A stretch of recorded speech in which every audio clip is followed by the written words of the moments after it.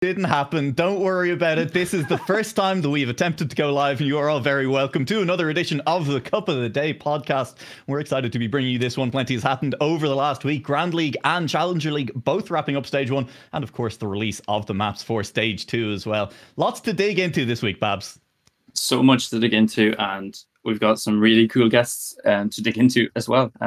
Horrible way of putting it, but yeah, it's going to be a fun episode. They haven't left after you saying that. I mean, they already agreed to join, so if they did, it would be quite disappointing. So that's on them. That would be a little bit tough. Jorday, I mean, hey, it has been an exciting week all around, and as Babz said, we've got some exciting guests this evening. Yes, we do. We're bringing on Pac very, very soon, and then later on we'll be seeing HotSwat as well, and we'll be talking about the dignitas era, reminiscing about stories, that kind of thing. So I hope you'll be enjoying that. I'm ready with my lovely cuppa here. I don't know if you guys have got your cuppa or not, but yeah. I've got water. That's tea, but it's one of the main ingredients anyway. And as someone has pointed out in chat, that did, I think, count as me casting warm up for the week as well, as I talked into the void for that one. So you know what, we're off to a great start, and I think that is the perfect note to bring in our first guest of the evening. We are joined by Pac, the current Trackmania Grand League champion, alongside Cara, playing for Solary with a fantastic performance. Pac, welcome to the podcast. Thank you for having me, guys. I can't believe you've used the still image. Oh my god. Are you kidding me? There he is. I mean, the pure focus. There's a man who is on his way to win, and hey, he's in full colour and live now as well. Here I am. Nice. I'm happy about that now. Yeah, listen, I think we have plenty of questions. And so, I mean, before we dive into all of the things that have been written down on this screen beside me, I just want to ask, I mean, winning Grand League in the new format as well, like, had to feel pretty good. I mean, coming in straight off the bat, like an insane performance from you and Carl. Yeah, thank you. I mean, it was the goal at the start of the year. I mean, start of when we both decided that we wanted to play with each other. So, like, it's been a long time coming. We both wanted to win the tournament straight away, win the first event, get it going, and to actually go and do what we set out to do. I mean, yeah, it's a great feeling, and it's good just that it happened, because it kind of lifts a weight in a way, because obviously you've seen these two kind of unbeatable characters, and then you go and lose 2 matches in the season. You're thinking, God, this is not the way the story's told, is it? And then you get into playoffs and drop down to the lower bracket. So to come back into the final and play the way we both did, it was great. One thing we talked about last episode, a big thing we thought would be a challenge for you and Carl would be exhaustion, basically. I'm wondering, after the first match, how were you and Carl feeling energy-wise going into the final? How were we feeling? I mean, we were happy at first, and then literally got back to our desks, and Carl was just like, yeah, right, we need a reset. We can't think that we've just won and played a match. We have to come into it completely fresh. So, I mean, that's what we tried, what we did. I was saying to him as well, like, every time I started to talk about, we just did, I was like, no, wait, no, we're in the final now. We can't talk about this match at all again. Like, we just acted as if that thing just didn't happen. So, yeah, no, it was nice to have him as like a little semi-coach, but we both did it as well. So I said, as soon as we won the first match against BDS, I was like, look, Carl, that's it. Like, now the match starts. We need to start again. So we help each other in a way. We're very vocal throughout. So it's never really silent. So it kind of helps when you've got 2 guys that are good mates and also teammates at the same time. Yeah. I mean, I'm sorry. You continue on there. No, listen, look, we're still new to this whole podcasting thing, all right? Like, we really need to work out some more signals. I mean, you cast warm up, I cut you out, it's all going great. Good deal. Good deal. Yeah, and I, for one, was delighted with your guys' performance, not only because from day one on the BITM socials, I completely backed you guys from the start and took it like an ego step from the BITM community. So luckily you backed that up. But yeah, it was a really cool performance, and I remember seeing, I mean, we couldn't see you obviously on the stream. I mean, we could see you, but you were very still. But on Carol's side, at least, you could really see sort of a kind of comfort, like it looked like you guys were used to being in these pressure situations, and like maybe Afi and Arel on their side aren't necessarily used to being at like in those like big finals. You guys obviously have that experience, and I could see Carl laughing and kind of like cheering you on and fist bumping, and like how was the atmosphere kind of in that last game? It was quite funny, really, because we started off with an ace, I think, to start the whole final off, and at that point we were both sort of thinking, well, okay, that's a good start. We're confident, and we just kept saying to each other, look, we are in this match now. Like we're ready, we're warmed up, and so we felt good about it. The laughing. That was it. There's the first time I saw, because I've rewatched it. The first time I saw Carl laughing was at parkour, where I felt the end, and then Gwen and Vince did like a 0.1 and a 0.2, and Carl just started laughing. I was like, "What?" He was like, "Oh, look at them." I was like, "Because I hadn't finished yet," and I was like, "Oh, okay, yeah, fair enough." And so we were both laughing, and then when it was 4-1, we were just like, "Yeah, not really a chance on this map, is there?" And then it just started working out. And then the other time I saw Carl laughing a lot was when I did the 0.12 on slowdown, because on the last checkpoint, he was literally like, "Oh, you really want that fastest time, don't you?" And I was like, I was just laughing. Like, yeah, of course I do. And then I screamed. Like, so I wish the camera was on me, because I screamed, I stood up, I was like cheering. It's like, just because I did a fast time, not because we won another map. I was like, yes, I did the fastest time on the track. So it was kind of stupid, really. But yeah, no, it was quite chilled in the final, and then it got slippy, and we started to throw it a little bit. Well, I started to throw it a little bit, and then we clutched it. But we were quite relaxed at that stage. It was quite nice to be chilled out and not overly stressed. But I think we already just gone through a super stressful situation, so we're sort of just on the come down. And so we were in it was a good mental state, really, to go into a grand final having just won a really intense match, to then sort of relax, go try and just calm yourself down. And so we were both still in the calming stage, and then it just ramped up for the final matches. I'd be interested to know as well, like how much in terms of picks and bans for the maps did you do? Like, were you actually adjusting things for your opponents throughout the season, and especially then in the playoffs? Were you like saying, okay, we want to pick this map against X team, or we need to ban X map away? Like, were you actually thinking about your opponents in that, or was it just, okay, we're fast on these tracks, we're just going to pick them every time? Well, we couldn't ban different tracks each week. That was kind of a problem on our point. But we picked specific tracks that we knew that the other team weren't necessarily good at. So I think it was against Sinners, we were like, well, we're not going to pick slowdown because they're going to pick it. So we'll pick something that we're better at.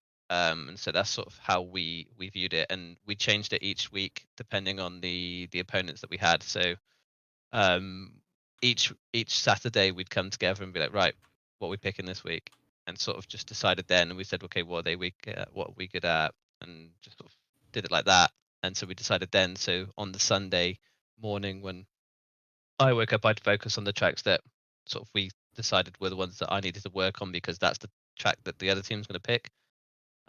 So there's a lot of strategy going into what we did. And then for the finals, we called BDS's picks like both times. Like we knew exactly. So we've done the Massa winning the pick and ban. I mean, we literally we knew what they were going to pick, because obviously they're a smart team. You lose the first match, you're gonna literally pick the other maps that you weren't able to play to try and switch up. So we kind of anticipated that Flip would be picked, and Reps. I think it was Reps, or I can't remember the other tracks. Yeah, Reps was their other pick. Okay, yeah. So we kind of thought that was the way that it would go, and so we were quite lucky that that's how we sort of prepped for the final. We didn't anticipate back and forth going as well as it did, but we were busting out some fast starts, and it was quite lucky, because I say quite lucky.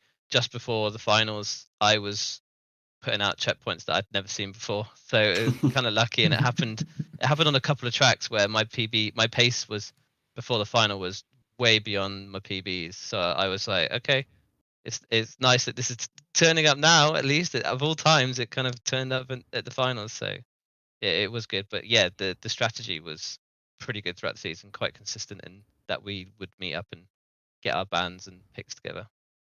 Did you expect ever since the start of the season, did you expect BDS to be in the final? I know a lot of people would have had BDS in their tier list, quite low down in terms of expectations. You wouldn't be calling out any particular personalities on No, that, no, would you? no one specifically. I mean, someone comes to mind, but I couldn't remember the name. That's all. No, definitely not. I mean, we had what was it? There was the interviews before the season, and got asked, who do we fear? And I said G1 and BDS. So yeah, no, BDS wasn't on my bottom of my list at all. Yeah, I mean, listen, 1 out of 2 ain't too bad. That's Exactly. Well, and we played both of them in the finals. So I mean, I mean, am I a mystic guy? I mean, I don't know how I managed to predict that, but no, BDS. I think before the season even started, I kind of thought, well, Afi's gone full time, and Aurel, when Aurel puts an effort, he is unbelievable. Like, we were a duo for ZRT, and we came second, and like the effort he put in was insane. So I know whenever Aurel has the time and has the efforts, like, he's got a full-time teammate. Like, he's got someone that can help him put in the effort he needs. So it was a scary duo, scary consistent duo to play against. So I knew from the start that they would be up there, and obviously G1 was inevitable that they would be somewhere up there.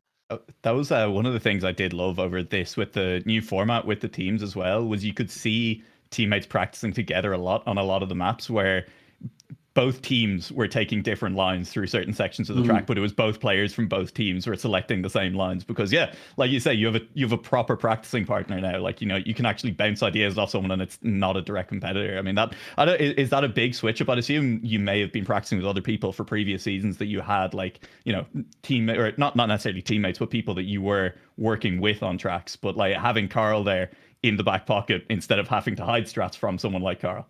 Yeah, I know. It's nice to not be able to hide things from him because it's hard to. You turn up to a tournament and like you see him there and like, oh, he's my best mate. Like, how can I not tell him about this line that I thought of? And so it was nice. And like Grand League last year, like I didn't practice with anyone. It was all just me by myself, which was soul destroying. So now that I have a teammate to practice with, I mean, I found the line on Slowdown. Like that was all me. Like that was quite nice. I was very proud of that because Slowdown before the season, I thought, this is my map. This is my map. Carl said it as well. We both thought, we're like, yeah, this is the map that we'll be the best on. And I found this line between the trees. I was like, that's so much easier than going around the outside. Like, come on, makes sense. And then I trained it and I showed him, and he was like, oh my god, you're a genius. And so we used that one. And then the what was it? The line on agility dash. That one as well. I found that, but I didn't tell him about it. And then we found out from other teams. It is better. Like I initially found it. I was like, it just seems really weird to do, but it kind of works. And I just didn't really put too much effort into it. And then we found out that. So it is nice to find lines together, because we train our tracks, and Carl does it, then I do it, see what happens, and then we're like, what line did you use? I use this line, and then so we mix and match all the time. So it's been really useful doing that. And then throughout the season, see what other teams do. Can we do it? Like freestyle, we saw these teams doing this really low ice slide line, drop gear up, lower gear. God knows what they were doing, but I as soon as I saw that, I was like, no, there's not a chance I'm doing that. And Carl did the same, so we just kept our line. But it's interesting to be able to train with someone all the time and sort of learn things from each other, and I think that helps. It definitely helps. Yeah, I'm just imagining Carl, who's like currently on a French podcast, claiming he found all those lines. It's like, this line on Slowdown, you know, I was talking to Pac and I was like, Pac, he was so clueless. Line. Like, not a chance. Not a chance. You did ruin the Challenger League a little bit. I think I saw a lot of runs lost to that line as well. So you know what? Now they know who they can blame for coming up with that line in the first place. Yeah, that's me. But it's interesting how you touched on like sharing lines with your teammate and how that kind of synergy works, because we mentioned last week, and it's been a kind of recurring topic, is how we've seen sort of play styles emerge this season. And we talked about it a lot, how like you have that kind of player who's not necessarily safing, but who's playing the safer role, and then who knows when he needs to push, when he needs to save, depending on what his teammate does. Bren, I remember, listening to Bren talk about it with Otak, or who Otak just plays full hood off, just, full push kind of thing. And then Bren kind of plays with the hood and is a bit smarter in that way. And everybody noticed in your duo, it was mostly Carl who was playing that strategic role, and you going for those fast times. I mean, you mentioned that getting that world record on slowdown, that seems to be your objective mostly in those rounds. But that's something that we found really interesting. Just wanted to get your thoughts on it.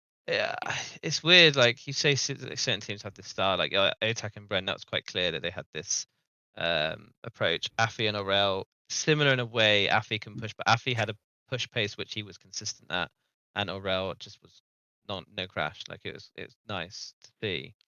Then other teams you didn't really see a strategy.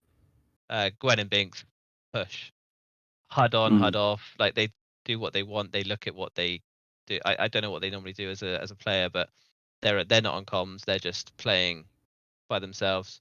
And then you've got Mime and Alcon are similar. Mime and Alcon very similar as well. I don't know if they use comms or not. No idea. But it's interesting. I mean, I hope for Alcon's sake that they weren't using them in that match.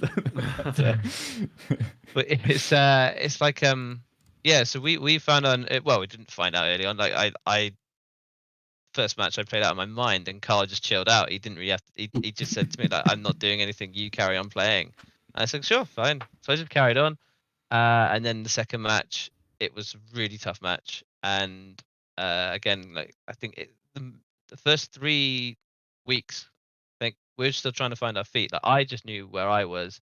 I think Carl was trying to adjust to having to play with a teammate who could drive fast and didn't worry about what was going, because like I didn't crash loads, but I crashed a little bit, and that was only when I was trying to push for wins and stuff. So I think it was a few weeks in that we found our feet. Carl became more confident with what he wanted to do, and then found his like lines again, because he like did 1v1s, like he did 1v1 against me, he did 1v1s against other players, absolutely destroy them. He'd be doing world record, like actual world record paces, not these fake world records. He'd be doing actual world record paces against these other teams in offline like matches, and they'd be fearful of him. And then he'd come into a match and he'd play like 0.678 worse time than he would be doing against them. And it'd be like, Carl was just like, I don't know why this is happening. And I think because he was just worried about getting aced, and so he wanted to not crash but always being around. And so we found this in the end, this strategy where, well, the issue that for the strategy to really be really good is I don't crash and he doesn't crash.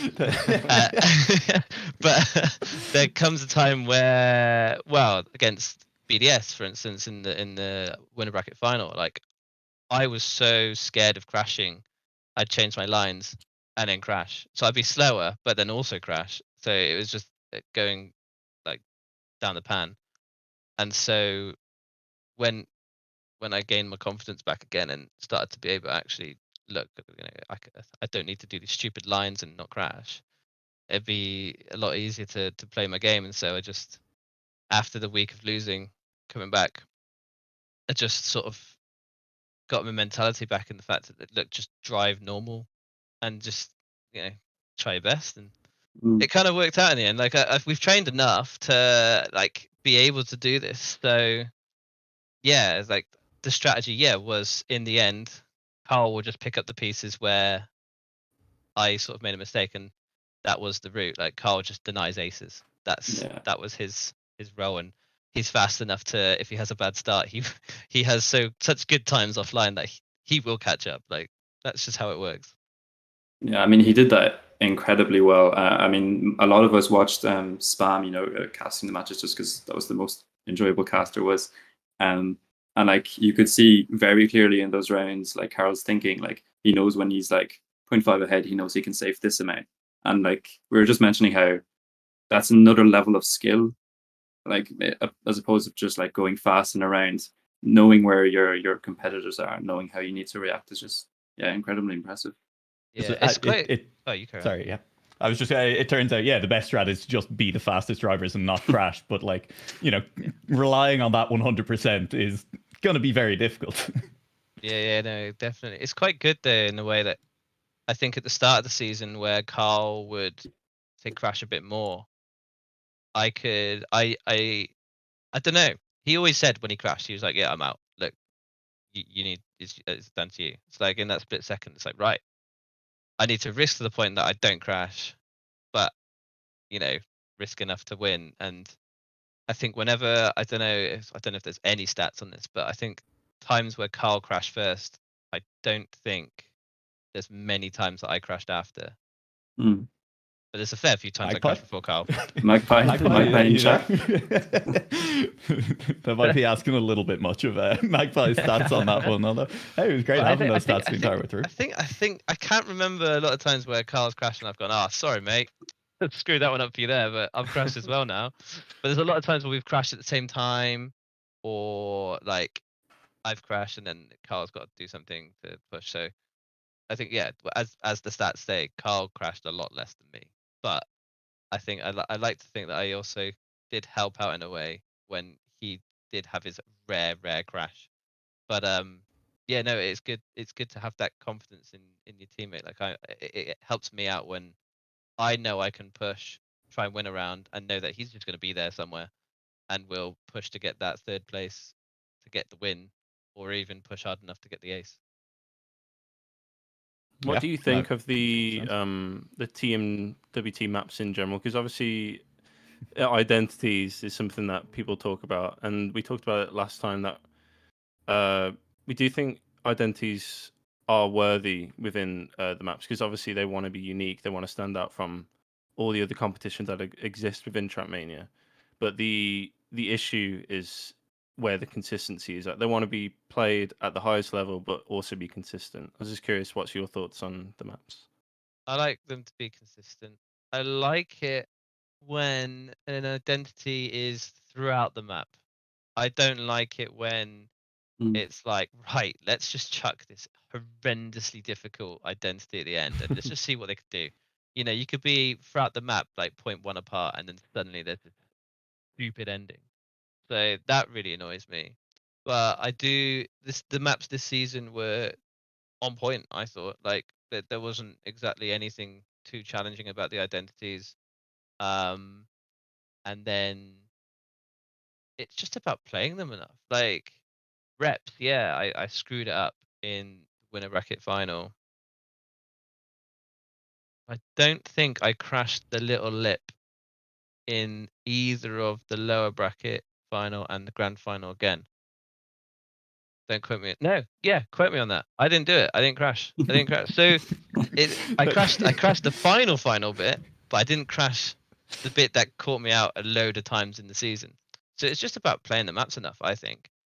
And they are consistent enough when you do the right things. Like if you're flying, say, into back and forth, like people complain about the speed on the entry. It's like, well, yeah, if you fly to the end of the booster and get the whole booster, and then like, what are you doing? Like, obviously you're gonna fly too far. Like, just adjust your speed. I just think it's easy to criticize things when the way you want to do it doesn't work. So yeah, no, I like the maps this season. They were really good. I felt confident on every single one. Well, apart from Gyro, but I'd never played it, so I wouldn't know. But yeah, I felt confident on every map. So it was really good to feel that way, because I've never felt that way in a tournament. There's never been a tournament where I've been like, I could play every all 9 maps, and feel like I can win every round. Like I've never gone into a tournament like that. But this season, with the practice, with how we went about it, I felt the confidence, and that was the thing on our side, is that before every match, Carl was like, "Yeah, we are the fastest," and that's that. Yeah. I mean, you love to hear it. That's it sounds a little bit like you're saying Trackmania community just needs to borrow a page from the Souls-like games and just say "get good" to players when they start complaining about that a little bit. Like, look, it's a skill issue. I don't mean it that brutally, but I mean the map makes the map. We've already lined up the title for this episode now, and it is just going to be Pac, I Never Crash. And we're set up, we're good to go. We've got the sound clips we needed at this point as well.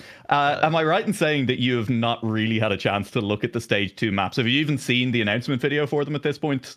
I know you haven't really played any of them.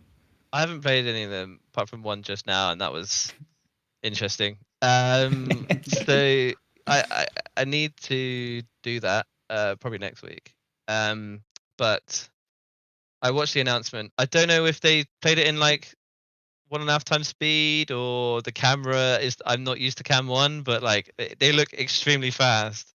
So I think they need to do the video in Cam 2 and at normal speed.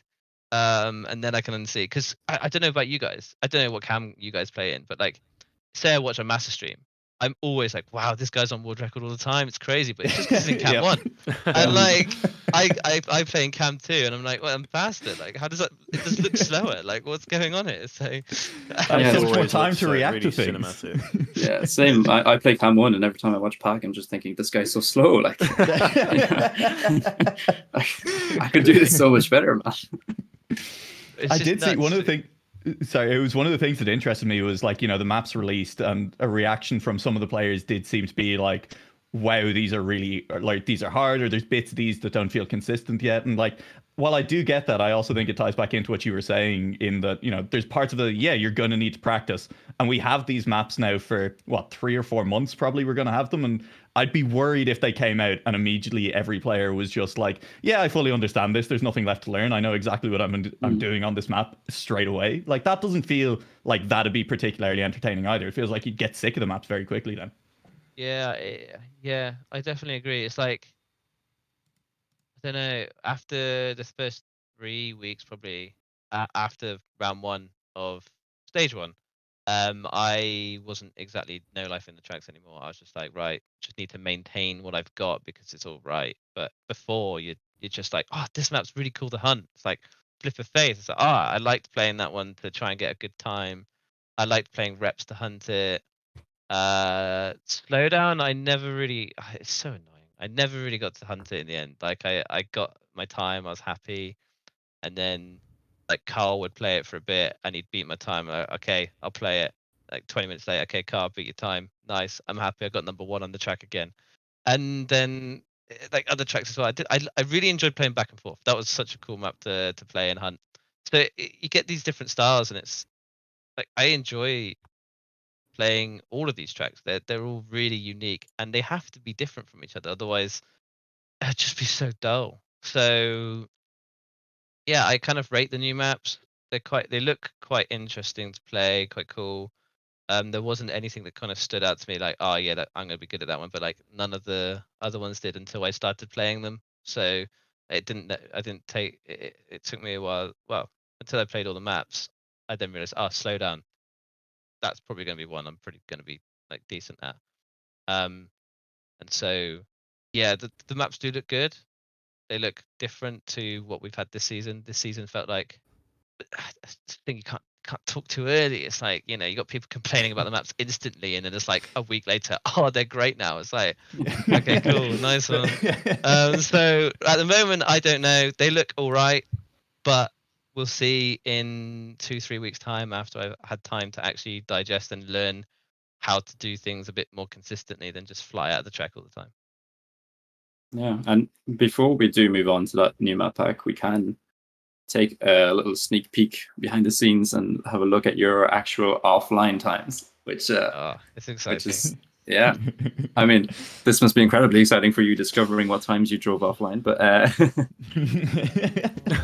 oh wow, these are my best times in match, is it? Oh no, rounds. These are the rounds. Okay, cool. So there's your offline PB on the left beside the map name, and then your rounds PB compared to it. So yeah, I mean, we can just look through them. Like, the consistency is it's pretty close. I mean, there's only a few maps where you're a few tenths off. Wait, rounds PB. This is my best time in match. Yeah. Parkour's going to be 102.02. Slippy slides, I did 110.96. What else? I would like any of these tracks that you like. Do you feel like you left time on the table in any of these tracks?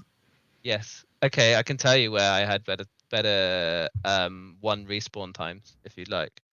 Yeah. So slow down. That was the best time I did. I'd never had a better time than that. I wish I did the end better, because that could have been so much. It could have been 0.0 easily. It's kind of gutting that I released But 0.12 is unreal. Obviously, Carl had 55.99. That's world record. So yeah, it's a nightmare.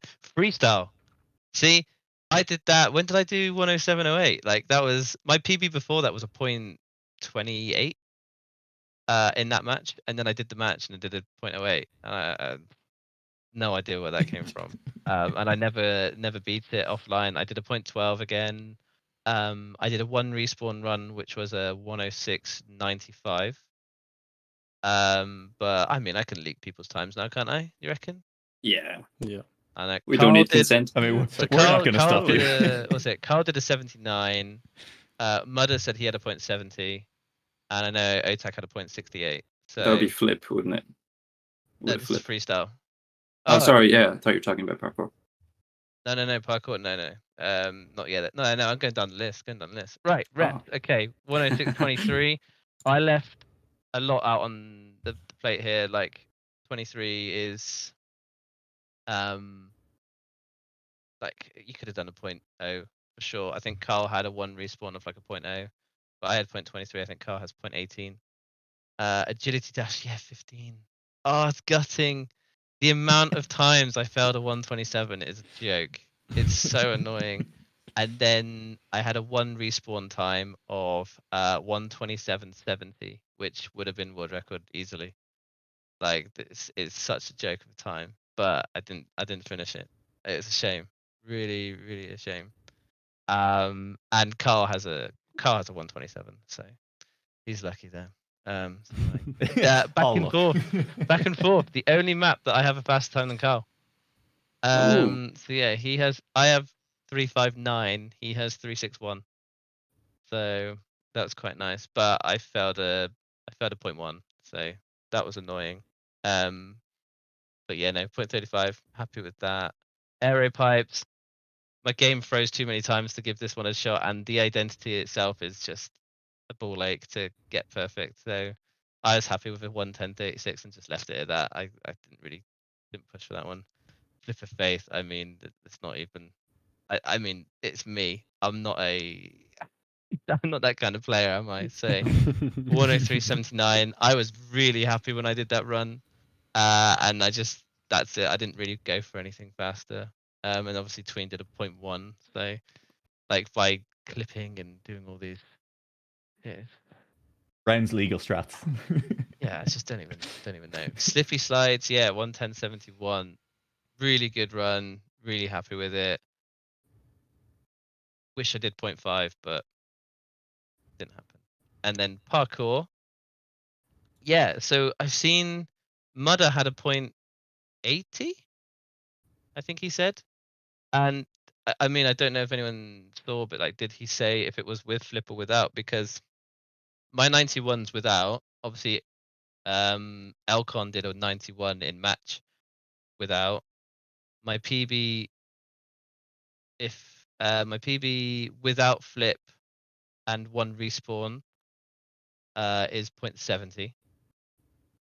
And so and Carl's done a 0.5 with, what do you do? 0.5 with flip.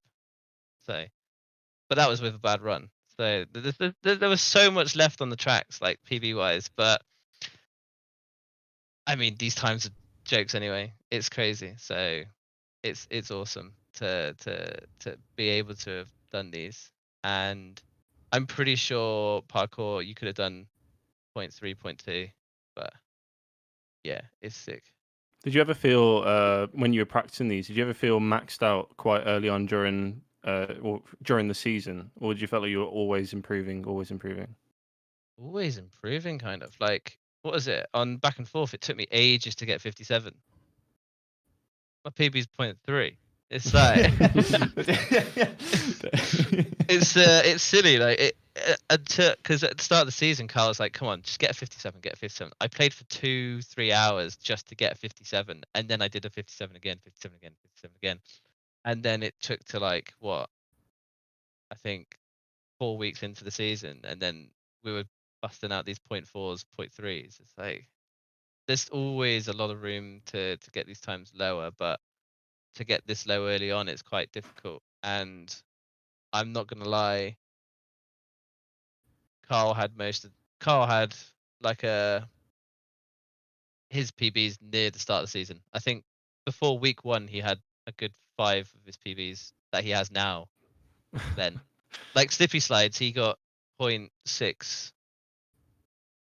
I think week 1. That's crazy. Yeah. I mean, Carl, grinding before the season, and he went into week 1, saw how well you were doing, and was like, "Well, I can do. I'll just coast from here on out. You know what? This seems fine. Like, I don't need to improve that much." That's crazy to hear, and it's great to hear as well that there was improvement over the course of the season. Pac, we're going to continue on through this podcast. You're going to be sticking around a little while longer. We have a very exciting segment for everyone for the moment, and we have a very special host to come in for this one, as well as a member of the community who's been around for a very long time in British and Irish Trackmania. Non-derogatory, I swear. That's a compliment, I promise. I'm just going to stop talking and send us over into the next segment. Special host, are you here? Do you want to take this away?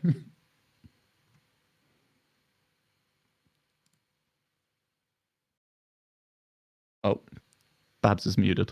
He's muted. Oh la la, I was muted. Look at that.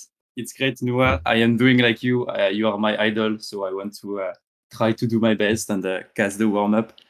Hello, everybody. My name is French Babz, and welcome to the BIPC 2022 quiz with my special guests, HotSwat and Pac, or better known as Sean Walsh and Thomas Cole.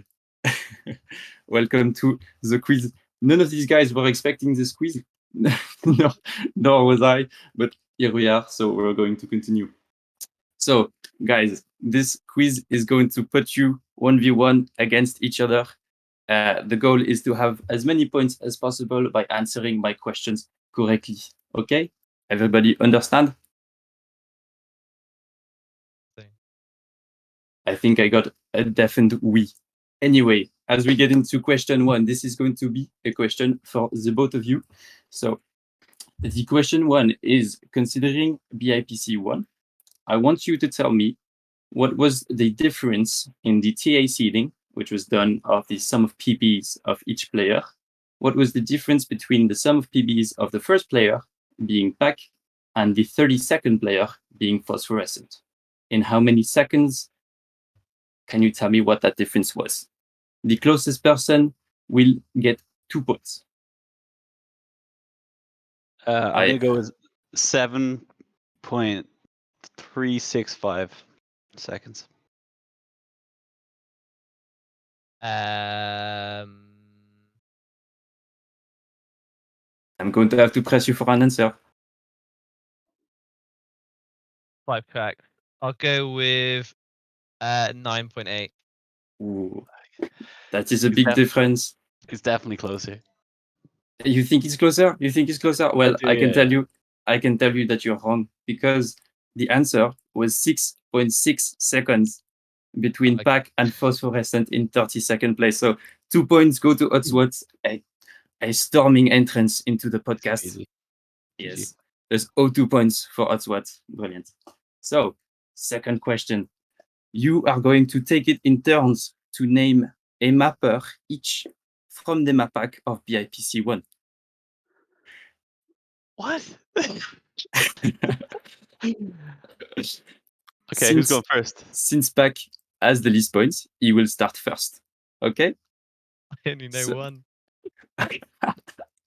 Well, this question was designed. Okay, so there's Wizzy. 1 point for Monsieur Thomas.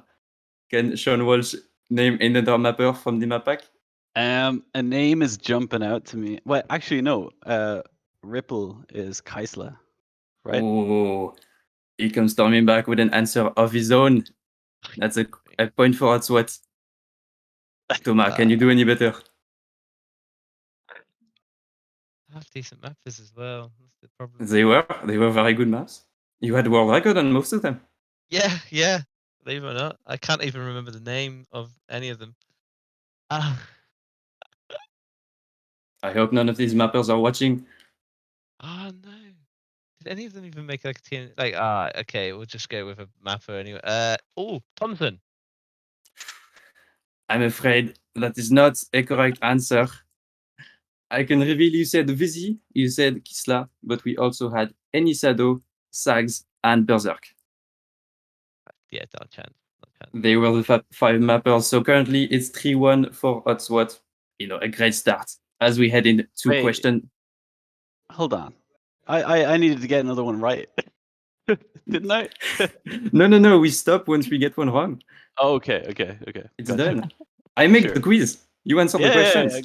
Yeah. Okay. As we head into Sorry. question number 3. Thank you. So I want you both to tell me how many players originally signed up for BIPC1.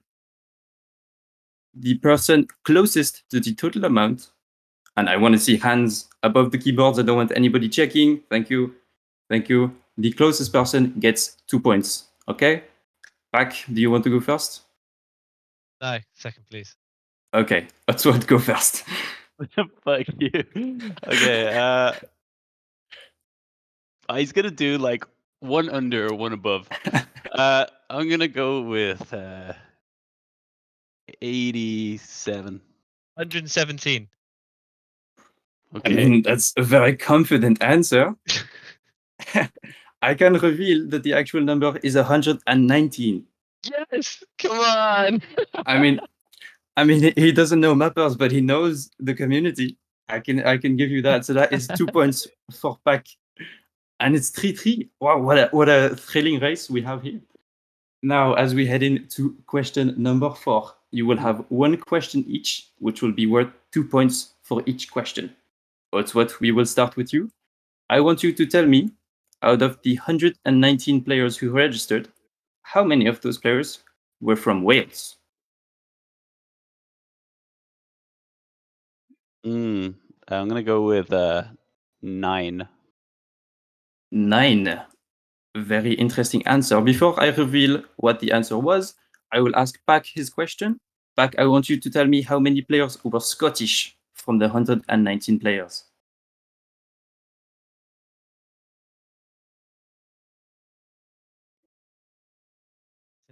Welsh.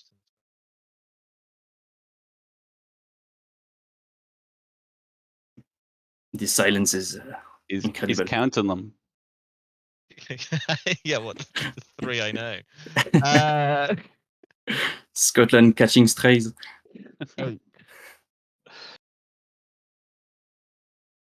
I'm going to have to press you for an answer. Yeah, 8. He's going for 8. I can tell you that Too much. there were 16 Scottish players, Nearly, yeah. and that HotSwat was closer because there were 10 Welsh players. So That's one HotSwat off. was one off, and that goes 2 points to HotSwat. Well done. 16? 16 Scottish players showing up in A lot of force. Scots.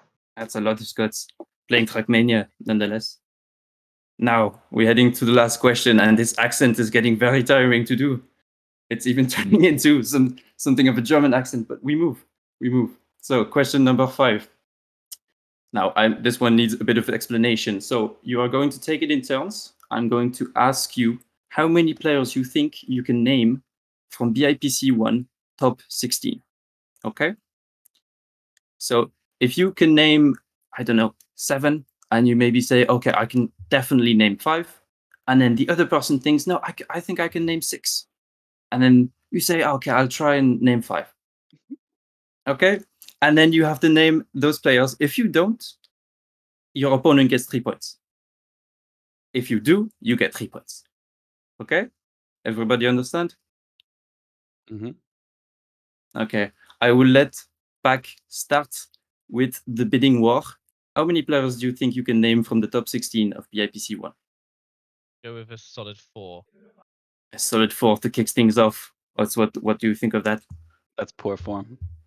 Poor Do I have form. to just go one more and then I win? Yes, one more. One more if you can. Do you think I'm you gonna can go name with- 5? I'm gonna go with 8. Okay. I reckon I could go higher than that. Okay. How many do you think you could go?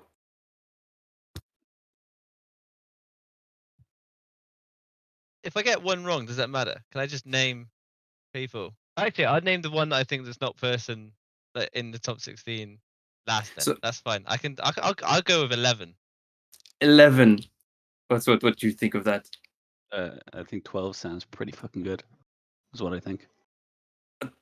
12 out of 12. Yeah, Sorry, I can name 12. Wait. Out of the top 16. Out of the top 16. 16. You get 12 out of 12. 12 out of 16. I mean, if Pac's gonna try to name 11, I think. Do you want to let Pac go with 11? I think we need to try and let Pac go with 11. Wait, so if he's not able to name 11, If he gets I it get the wrong, point. you get 3 points. If he gets it right, he gets 3 points. I'm gonna say he gets it wrong. I'm gonna put him in the spotlight. So, Pac, can you name 11 players from the top 16 of BIPC1 without getting one wrong? Okay. So, me, That is 1, Saber, 2, Bozbez, 3, Wizzy, 4. Acros, Let me check.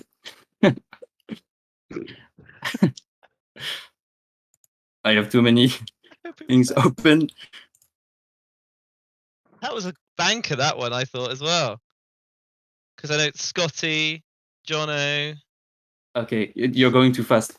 You said Across? Yes, Across. So that I think was 5, was it? 6, 7? Yeah, 5. 5? Scotty, Jono. Yes. 7. More difficult. I need 4 more. Thingy didn't play. That's annoying. HotSwat. That's 8. Yep, I knew he was coming in there. Then there was. Please tell me he got there. Oh, I don't know. I mean, you might be in a call with some of them, but never mind.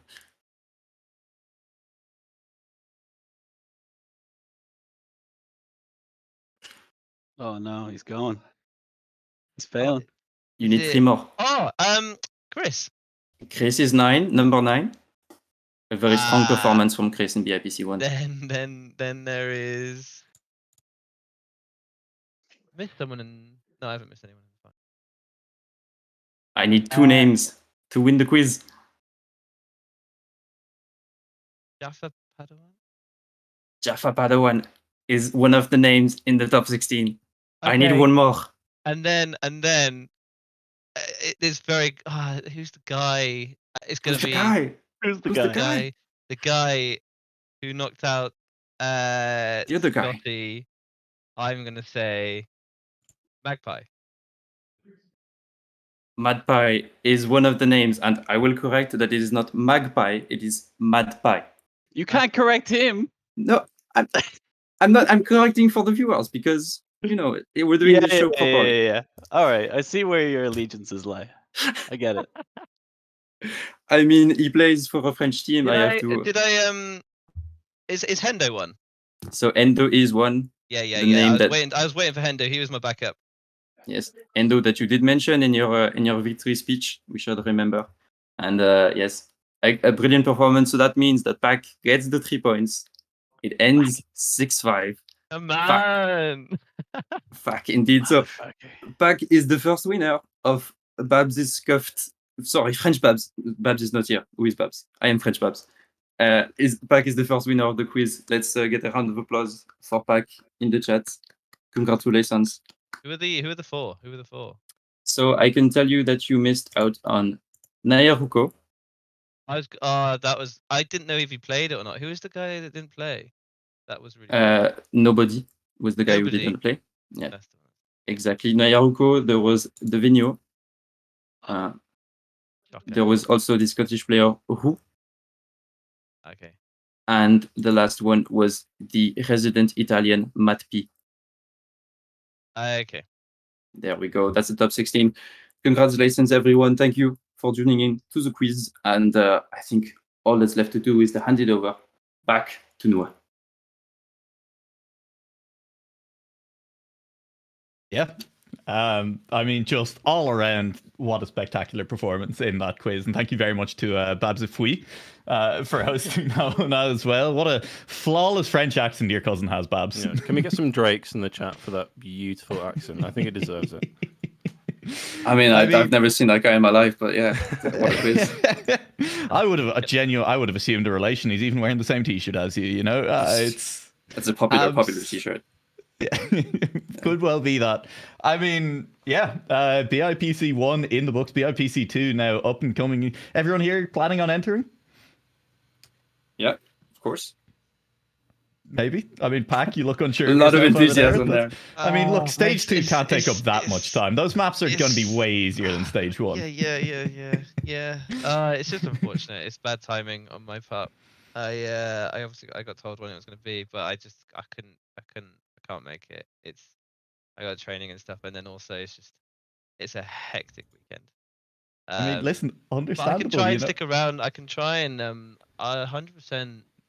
I think the first weekend of the tournament, I'll happily cast a bit or be around to talk about stuff. Yeah, that'd be a lot of fun. I can't speak for it, but I say yes. So 100% in my books, that's a yes. But again, I have no control over that. So, and we are, of course, then HotSwat. That means the way is open for you to regain a title in the islands of the North Atlantic here. You know, could be a good look, a great time to make a grand return to the top. And welcome to the podcast as well. Thank you, by the way. I think French Babz was too much of a presence to actually introduce me. So yeah, but it's good to be here. Thanks for having me. Yeah, I mean, why don't you introduce yourself a little bit? Because I mean, plenty of people watching will know who you are, but you know, there's going to be a few people watching who I assume will not be familiar with your long list of accolades at this point. Jesus. Yeah, I know. Now you have to think about it. That's putting you on the spot. Is what introducing me already? I feel like. Yeah. Oh my god. I mean, yeah. I guess the reason I'm here is because I played with Dignitas a very long time ago. I played Trackmania Nations ESWC back in 2006, and eventually got myself into the pro scene because of EPS. And got picked up by Dignitas, but then I quit the game for like 10 years and came back 2 years ago now, I think, and into the BITM community. And now I'm mostly just kind of, I guess, the kindergarten teacher of the Irish section, along with I'm the fun dad, according to the Irish chat. And then Babz is like the actual dad of the chat. I know you probably wouldn't think so looking at that last segment, but yeah, that's kind of how it works. Yeah. That's the vibe. I mean, listen, that's the dynamic. You know, one of the first things your own dad ever said to me was that he misses all the international trips that you know, top level competition got for you. So now you have to explain why you know my dad. But I guess you're Irish and I'm Irish, and they kind of. That's honestly, I think, pretty much all the explanation that it needs. Our sisters went to college together is probably the short version of it. But yeah, so I ended up talking to your dad at some point, and he said he misses all the international trips. So I guess get on that, and you know, maybe get back to top level competing and fly your dad out places. You know, be a good son. No, he loved it. He made friends with all of the at the time it was StarCraft players and Counter-Strike players, and he would literally, like, you know, these are world-class players, like, and he was just talking to them like I don't know, 50 years old, trying to learn about Warcraft, StarCraft, and Counter-Strike, and just so into it as well. But yeah, I love that. That's fantastic. Yeah, I get, like, Pac, obviously we have HotSwat here as well. I mean, has been around the scene for like probably only the last 5 years or so. HotSwat, it's not been that long. But I mean, Pac, did you watch any of those matches back in the day? Were you aware of the pro scene like back then? Oh my god, back then? No. No, I've watched like ESWCs from back in the day. And I think, I don't know if this is right, but I feel like the UK kind of stuff is really hard to find. I think Jono has sent me a clip of did he win one? I think I've seen a clip of him winning, but that was a while back. And then it's like I've watched like the ESWCs and the WGCs from like 2007, 2008, 2009, that kind of era. But to see anything like from the British scene back then, it was not anything that I've seen. And then sort of entering the scene when I did, heard of all these Brits, but never really. I was always like, oh god, they've quit now. It's like, like we could have such a good team. It's like, they've all quit. It's like, okay, great. I don't really know. Like there was like when I started playing at Stadium and stuff, like there was no one about really. I think like Xephyr was barely there. Jono was just sort of in the background of Dignitas, and it's just like there wasn't really a UK pro scene at that point. You can include the word Irish there as well. I think that's quite important. UK and Ireland UK pro scene. and Irish pro scene. Yeah, Well, just, we lumped them in at one point. Well, like, it needed to be lumped in, together. didn't it? And like there was like no one like There to was, actually but play. back in the day when it was like Nations Cup, we actually merged Ireland and UK. Ireland being me. there was no other Irish players at the time, or like very, very few anyway. But yeah, I mean, it was nice, and it's funny because all of those players that I played with pretty much are in the server still, 10 years later, which is crazy. Because I think the last Nations Cup that I played was with Chris, Saber, Jono, Nemesis, like Jay, which is all of the guys basically, which is fucking crazy. 10 years later, we are still going, still playing. Yeah, But now we have an Irish team as well, by the way. Oh, yeah. Instead, we have a full Irish team. I mean, you can just look that there's 3 of us who are here already. So yeah, I mean, there's more of a presence from the Irish. Dominating. Trackmania now. Yeah, exactly. Taking over. But I think we're going to be making a lot of parallels between like back in the day and then how it's developed to today, and it is kind of amazing looking at what we have now. I mean, we're currently on a podcast which is created by the BITM community. You know, it's getting quite popular, getting quite a bit of traction. I think I'm allowed to say. So yeah, pretty cool. But yeah, and then myself, obviously, I'm more recent to the scene, just about a year and a half, close to 2 years probably now in the scene, and like players like HotSwat, I would never have known back in the day when he was a pro, because I was just a little baby probably. But like nowadays, like me coming into the scene and then looking to get into the competitive scene, like HotSwat, seeing his name on leaderboards and stuff like that, it's somebody that you really look up to, and I think that's something that HotSwat does really well, especially in our Irish community, is like being that kind of leading role and somebody to try and hunt down, kind of thing. Yeah, and definitely an achievable goal these days.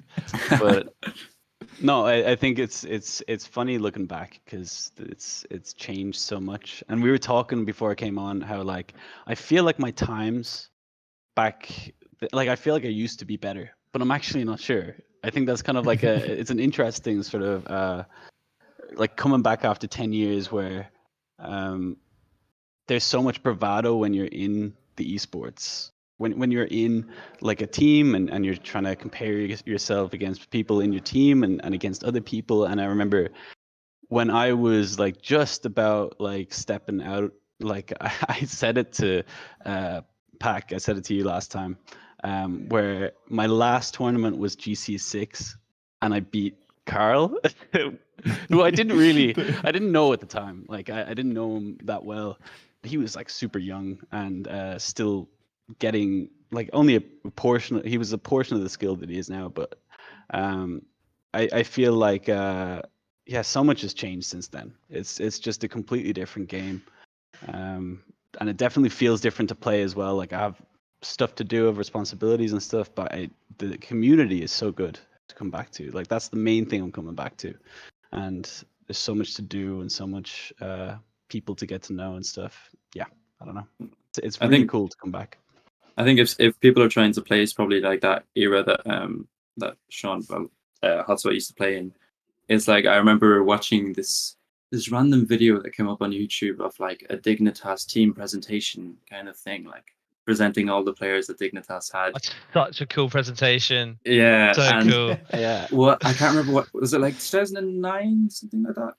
No, it's 2010 or 11, I'd say. 10 or 11, but because that has my GC times in it.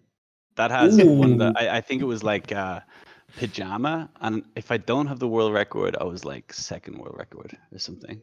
Yeah, but on that video you have you obviously. I think Jono is in that as well, and I think you have a baby Carl like who's about 14 or something, who's in that video, if I remember correctly. Yeah.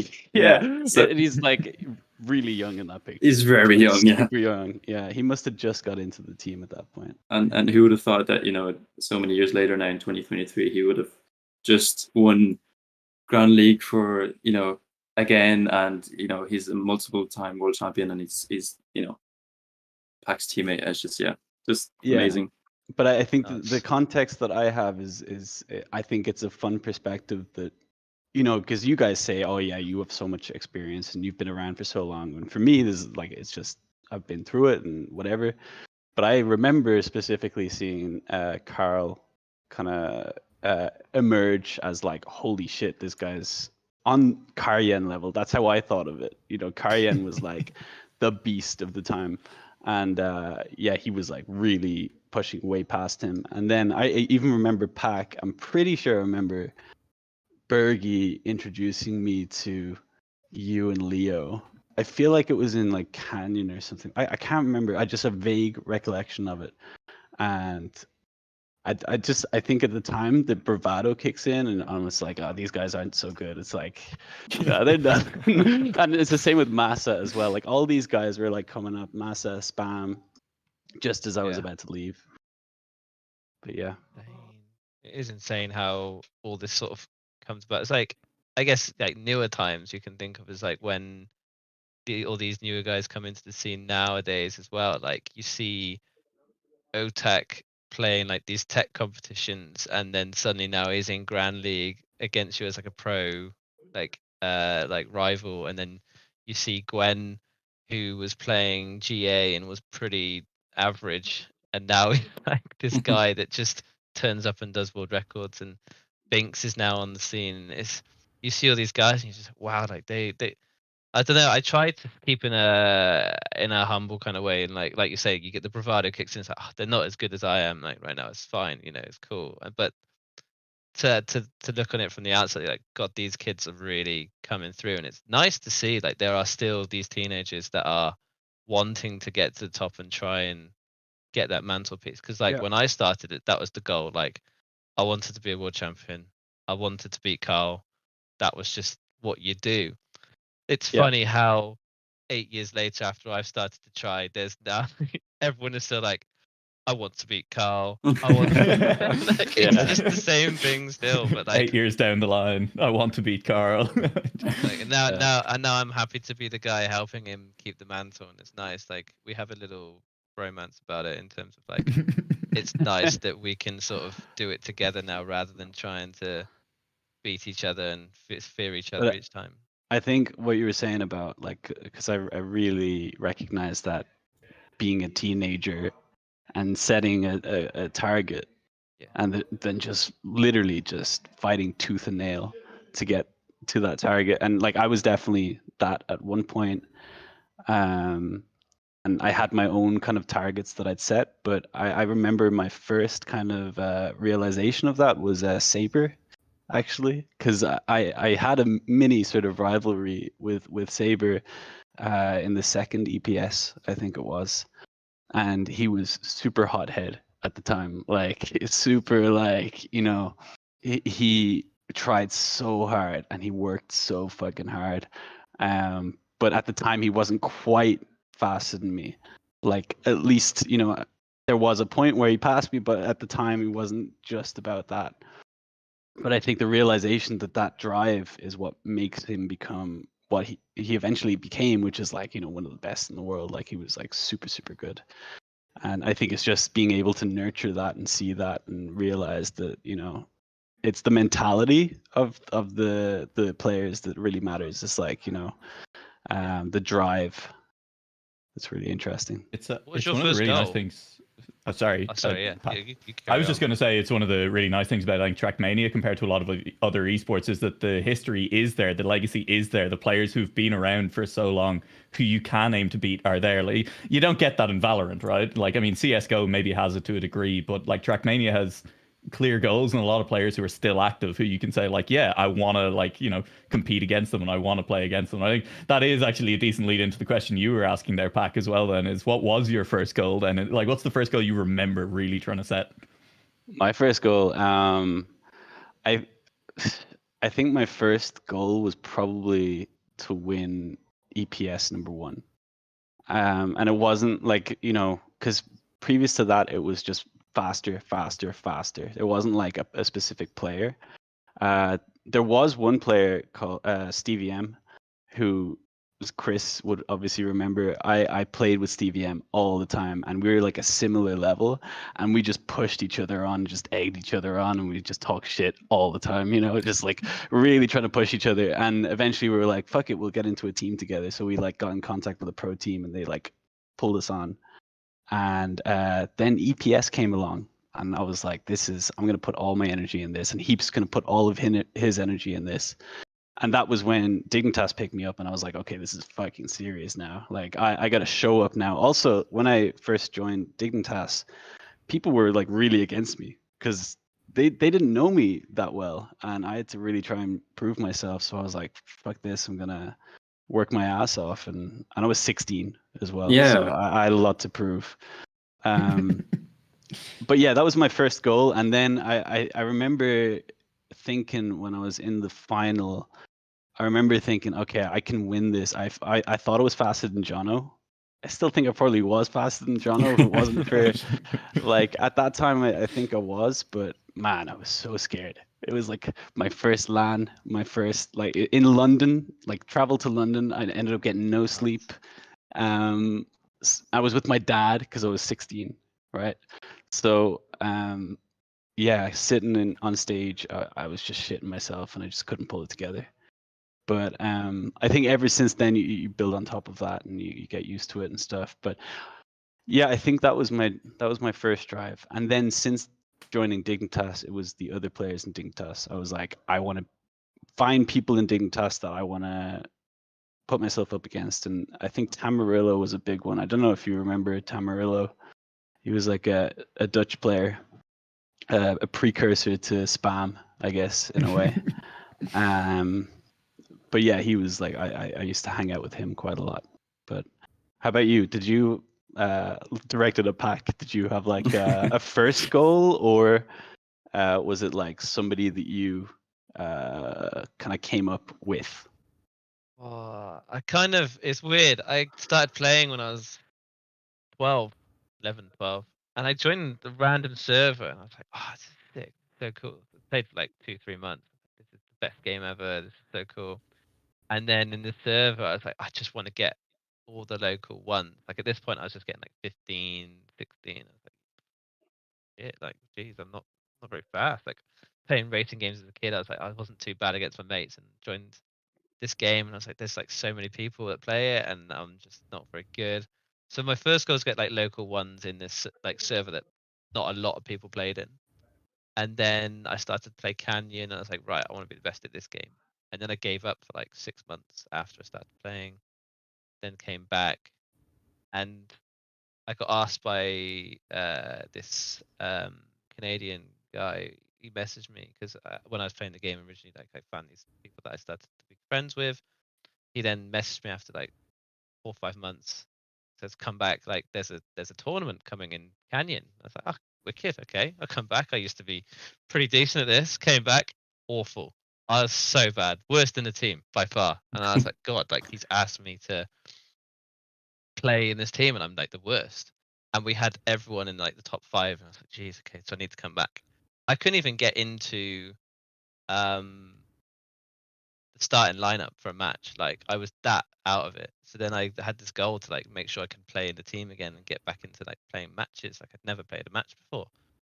And so years go by with Canyon, like, and I become one of the top players in Canyon. And it was great feeling, and having that ability to be seen as one of the top players in Canyon was great.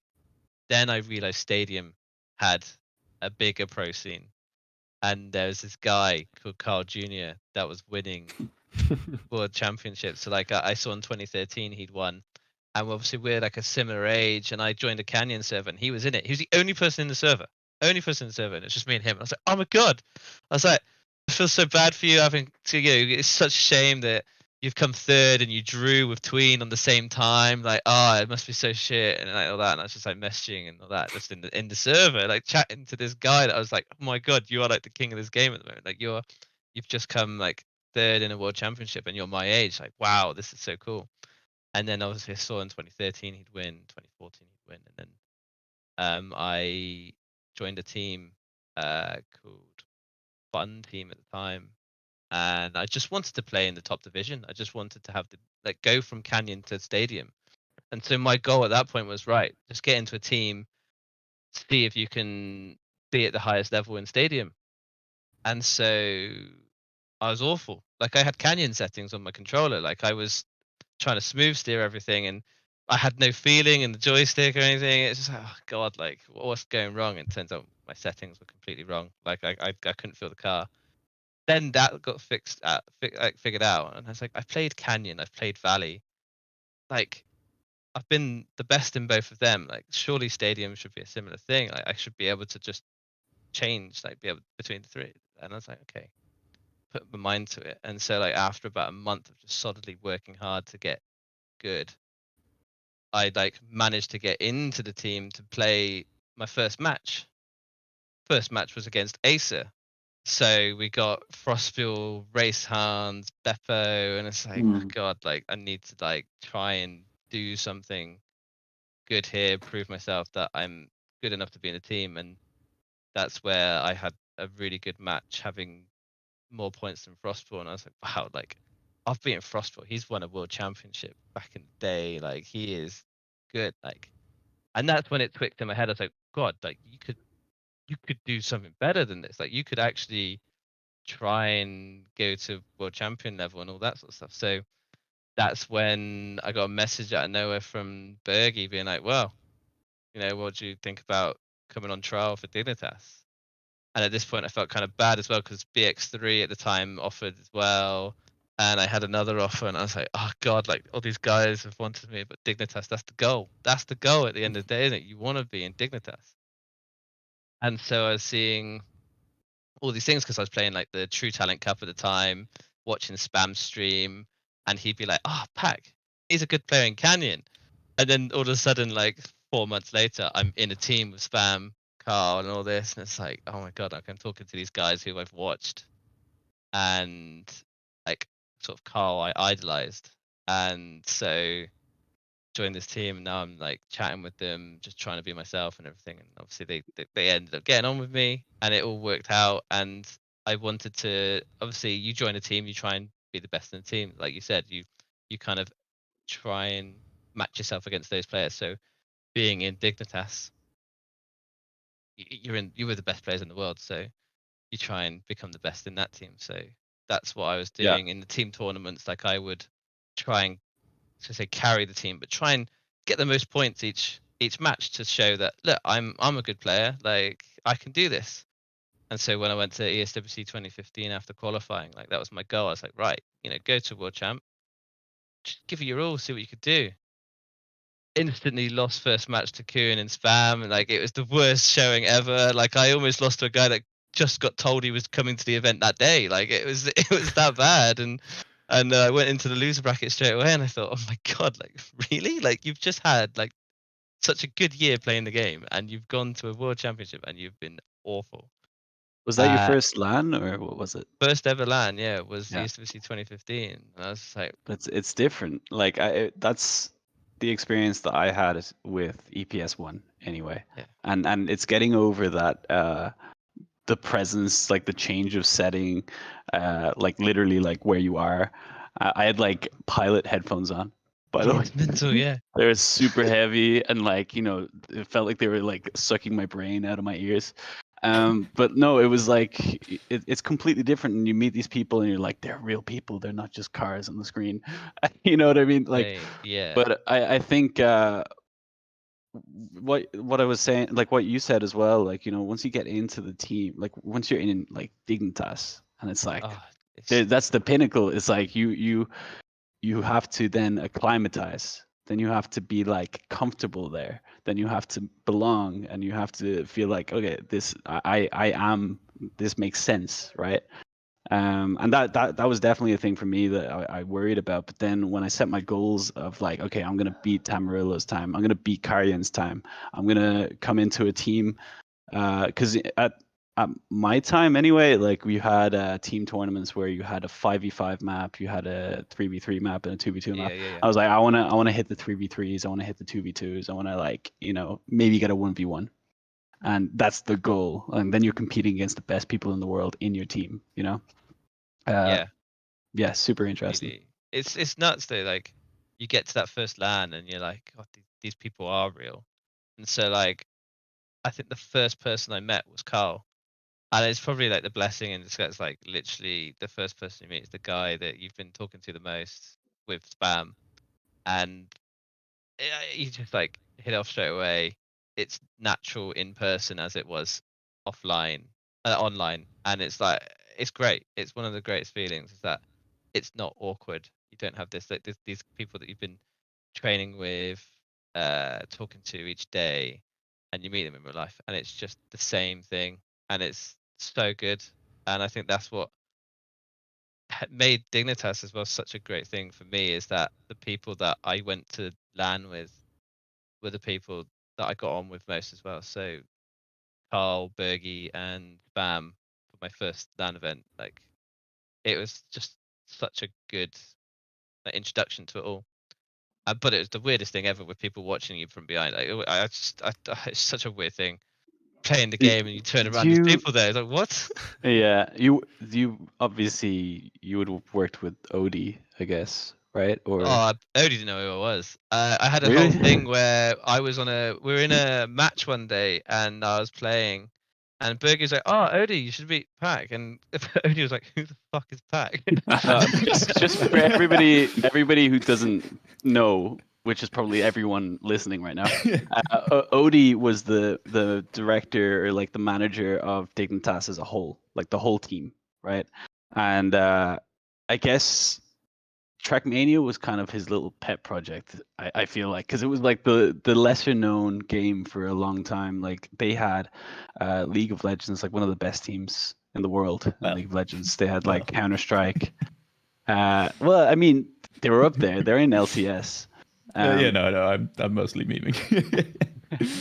But yeah, no, I think what I was gonna ask you about as well is, like, because I have my own experience with esports, and it was a scrappy kind of upstart thing, and yeah, it was amazing to meet people in Dignitas, and they're super nice and stuff, but it was also like just a weird niche subculture of society that was just kind of finding its feet, and I think.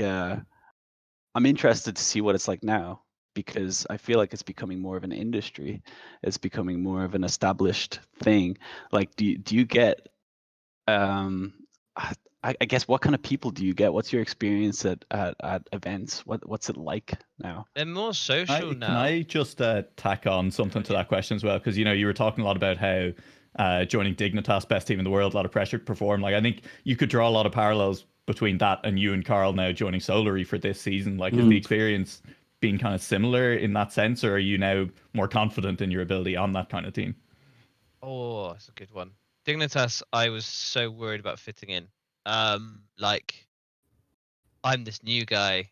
They've already got the hold of the main people. You've got Insane, Jono, Bergie, Spam, Carl, Karyan, who was never there for tournaments anymore, and a few What others age at were the you, time. sorry, at this time, like when you joined Dignitas? Just like to put in parallel, because like Sean, you were saying you were like 16 when you went to your first LAN. You've got your dad by your side, kind of thing. Well, 2015 is my first LAN. I was 17. I joined Dignitas when I was 16. So yeah, I was 16 at the time as well. But yeah, no, you're like seeing all these guys, and I was like, oh my god, like, I'm a new guy. Everyone's gonna be like, God, he's so bad, like, he's awful. Who is Pac? Like, who is that guy? So I just wanted to fit in. I just really wanted to fit in at the time. And I think even after, like, what, 3-4 years of playing, I still wasn't sure if I fit into the team. Like, I joined Spam stream and I'd be like, I don't know if people like he's got following. Like, do they latch onto me as well? Do they like me? Am I good to be here? And so I never really had like a fan base until I realized at GA 2018, where I set a goal. I was like, I want to be a European. I called it in my head European champion, like, because Card doesn't go to the event. It's solely European players. I would say that's a European kind of like championship thing. And so it's like whoever wins GA, they're the main rival for Card at a World Cup kind of thing. So I was like, right, I set a goal to win GA.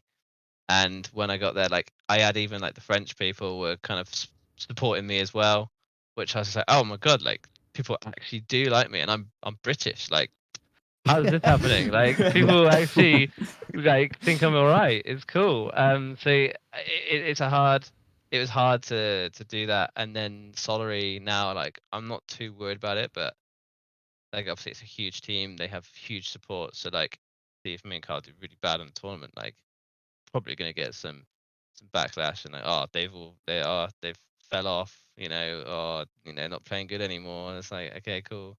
But I don't really worry about it. I don't really look at the online chat really too much. It doesn't bother me.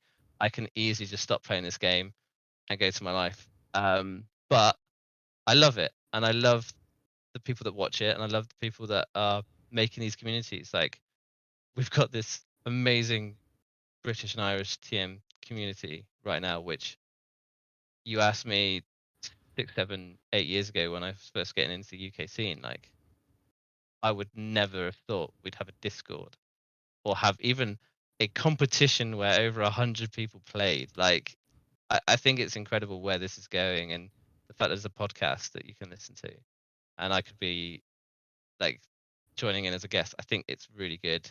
Also, the fact that we have Trackmania streams on the main channel with British and Irish people casting is one of the best things there is, because I love watching them, because it's so nice for me anyway. I don't know about all the other people that watch it that are from other countries, but to listen to a British cast of the esport that you play, or the game you play, and it's so clear and understanding, and it's nice to follow because you guys know what you're saying in English.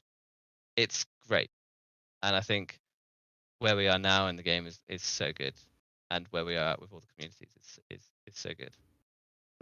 Very, very nice of you to say that, because I was going to say I don't know that me and Twiggy are maybe the best ambassadors for the community here in British and Irish Trackmania. But, we're doing our best. And that ties back in then to what HotSwat was asking, because Trackmania, even though it has grown as an esport, and even though it is becoming more professional in that sense, I think it is still a very community focused game, right? Like, I mean, those communities are still there, which again, not necessarily true for every other esport. I was wondering, obviously we were reminiscing about all these older tournaments. Is there anything that you miss from these older tournaments that you wish would come into play with the newer competitions that you're playing in? The fact that you could turn up to an event not trained and still do all right. There was many times in Dignitas where, well, no, I really enjoyed the camaraderie because it was insane. Like, we turned up to a TMM semi-final against M&M, where it was me, Spam, Bergie, and Insane. Okay, Insane only ever trained one map, and he still wasn't insane at it. He was okay. He was pretty good, but he had a potential to be a god. You had Bergie, who also only learned one map that week as well. So, and it was 3 versus 3. So you only had Bergie with train one map, and then you had me and Tim, who we did put effort in, but like, for us to win, we would have to drive really close to our PBs every round.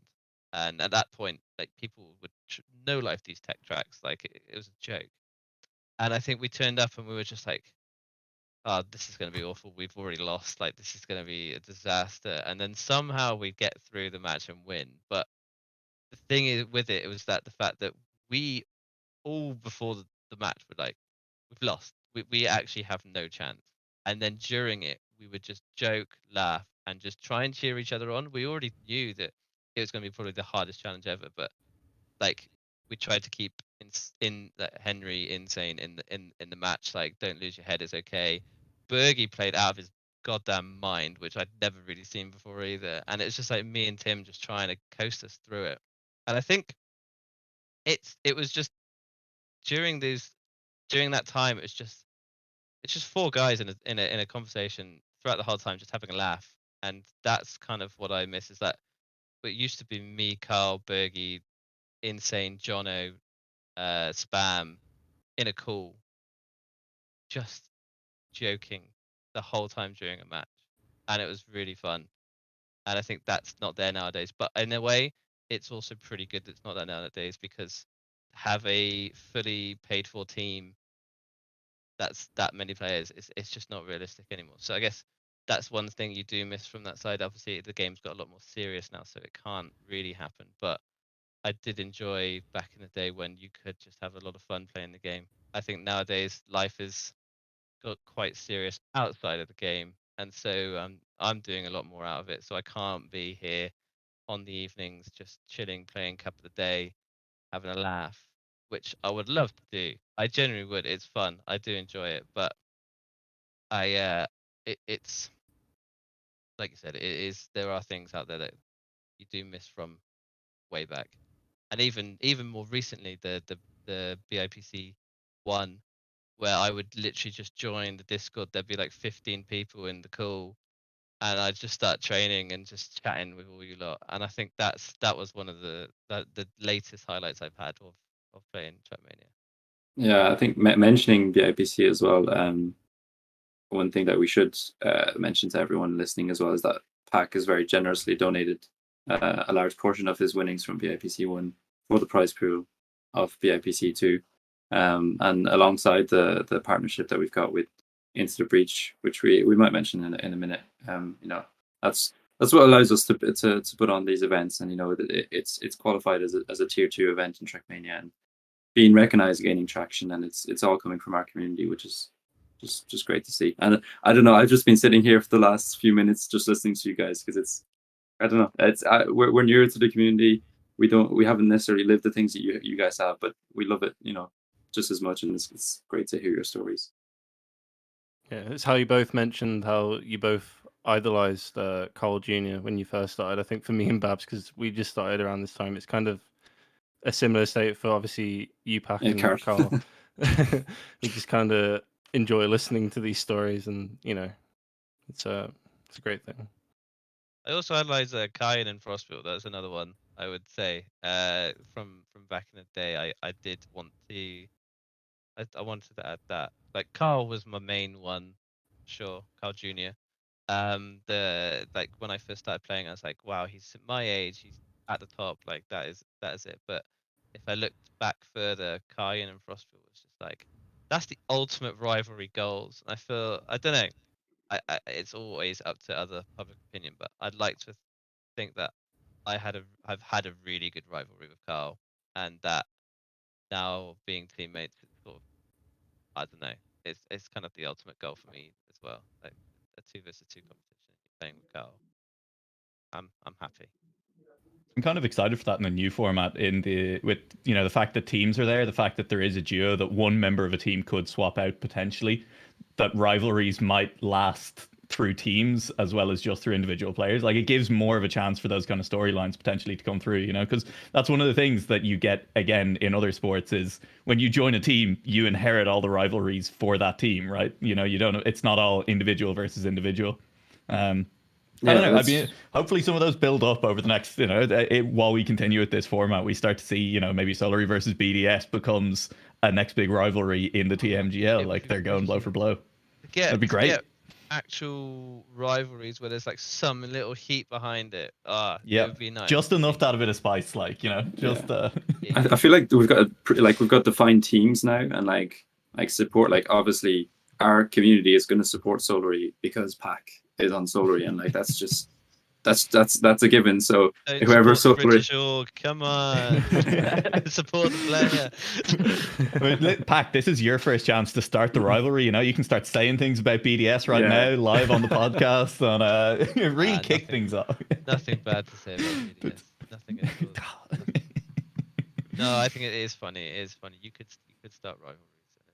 It's like, it's dependent on what people are willing to say and not willing to say. Like, you could easily just say some team shit, and it would like literally kick something off. But there's no point getting into that. I need to talk to my teammates and see where we want to kick things off. But it's all. It's Carl Call's strategy, not just in rounds, but in rivalries as well. You check in with Carl. He's Can I like, say this, Carl, is this a good decision? Can I say this? Is this... No, not a good decision. Okay, cool. Okay, understood.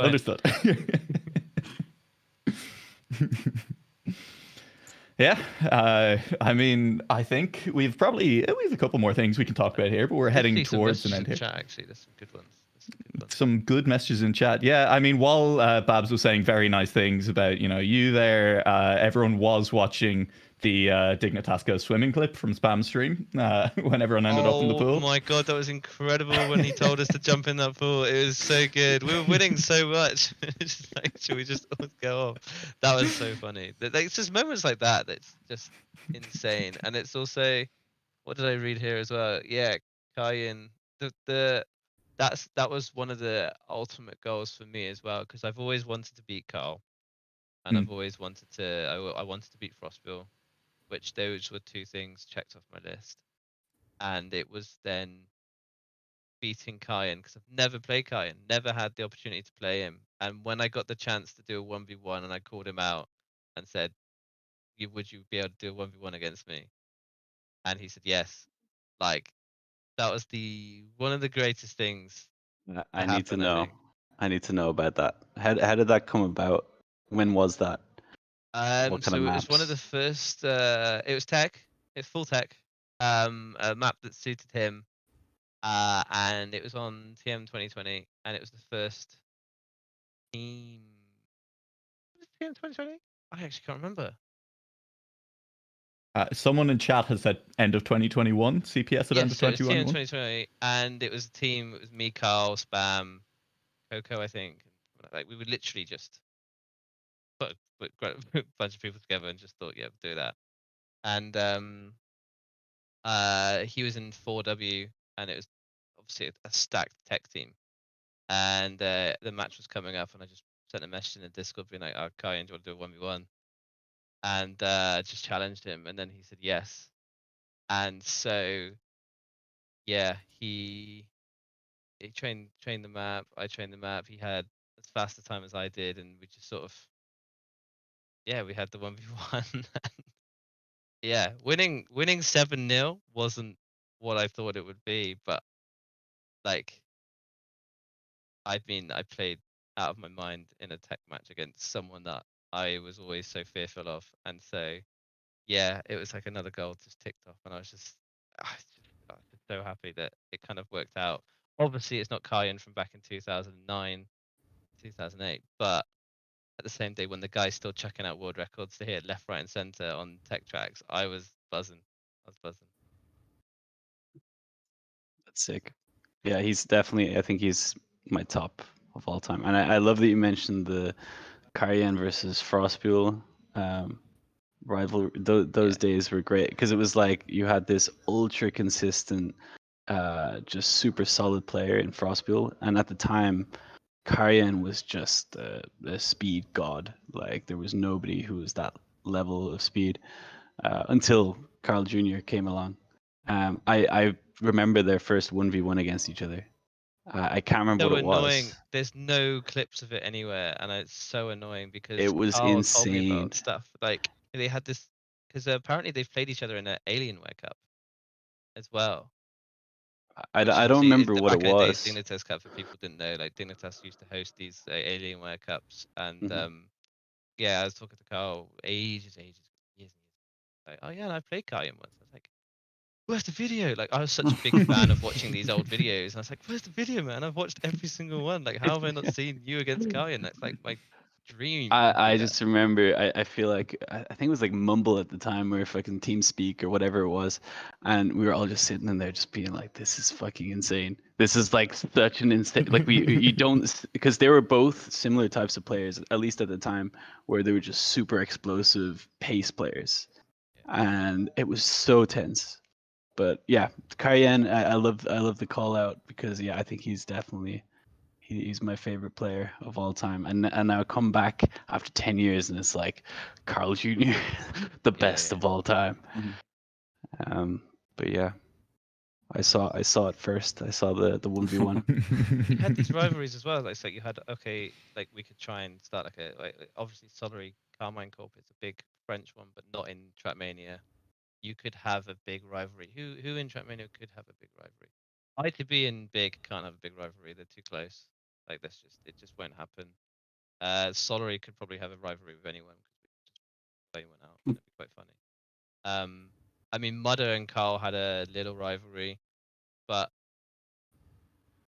it gets squashed quite quickly. Like we all were all at the World Cup, in the one just gone, and like me and Carl would sit with Mudder and like chat with him and stuff like that, and we like it was nice. We chat with like everyone. It was quite cool, and obviously Mudder's flown all the way from Australia to come to a World Cup, and it's like this guy, he does all these streams and stuff, and he's quite obviously not alone, but like the way he streams is like no one else is on from like us in Europe when we're playing. So like I guess it's quite hard for him to train with other people, and so come all this way flown out, and it was quite nice to try and like get to know him a little bit and talk to him. So yeah, you got all these potential rivalries here and there, but it's quite a nice community in a way. Like obviously there's some real nutheads out there that do all these like trying to trash people all the time, and it's like, what are you chatting about? But there's a lot of nice people in the community, which I like to still highlight, because obviously people try and throw out there nowadays like, oh,